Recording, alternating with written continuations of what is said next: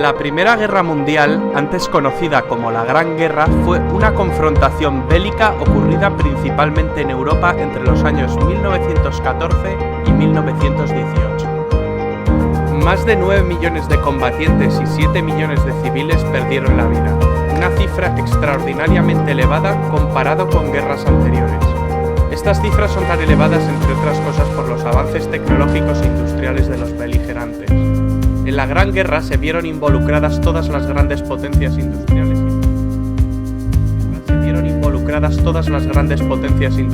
y militares de la época. Antecedentes. De la noche a la mañana, Alemania, que había llegado tarde al reparto colonial, se incorpora al club de las grandes naciones. Su gran ejército había ido una humillante derrota a la Francia de Napoleón III, y el rey de Prusia, Guillermo I, se había proclamado emperador, Kaiser, de todos los alemanes. Francia pierde las regiones de Alsacia y Lorena. Francia e Inglaterra aparcaron sus diferencias en cuanto el gigante alemán empezó a hacerles sombra, formando la Entendimiento Cordial, en 1909, que tras la anexión de Rusia pasó a llamarse la Triple Entente. ¿Qué bandos se enfrentaron? Se enfrentaron dos bandos. Por un lado, la Triple Entente que acabamos de mencionar.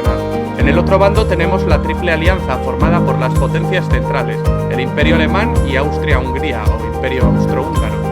La Triple Alianza era una coalición inicialmente integrada por el Imperio Alemán y el Imperio Austrohúngaro por iniciativa del canciller Otto von Bismarck. Estos países acordaron apoyarse en caso de ser atacados por Francia o por Rusia.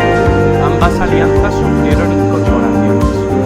El Imperio Otomano y el Reino de Bulgaria se unieron a las potencias centrales. Italia se cambia de bando y se une al bando a la postre ganador, el de la Triple Entente. También se les unen el Imperio de Japón y Estados Unidos. ¿Cuál fue el detonante? El imperialismo y el colonialismo, que venían desarrollando desde hacía décadas las potencias involucradas, fue la principal causa subyacente.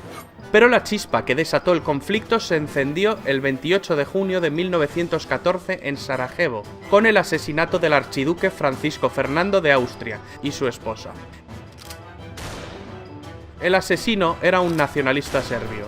El asesinato desató una crisis diplomática. Austria, Hungría y Alemania exigieron a Serbia la apertura de una investigación y la actuación en territorio serbio.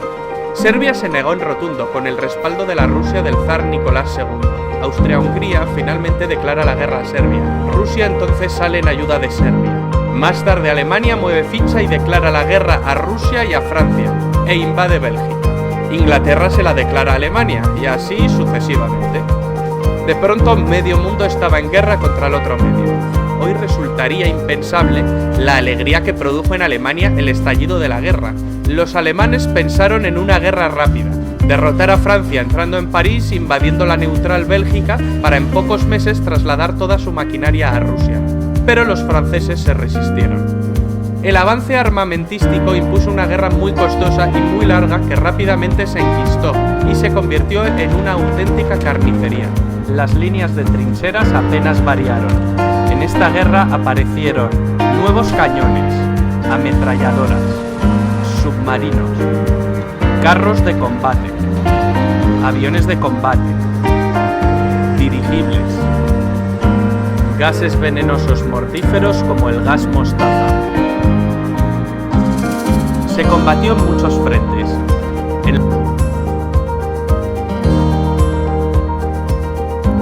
los Balcanes, en los Dardanelos, en Oriente Medio, en el Cáucaso, en los Alpes italianos, en África, en Extremo Oriente, en el Pacífico y en el Atlántico, aunque los principales esfuerzos se concentraron en dos frentes, el frente occidental y el frente oriental.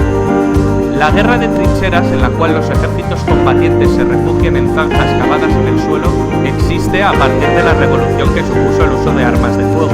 Este tipo de guerra llega a su punto máximo de brutalidad y mortalidad en el frente occidental.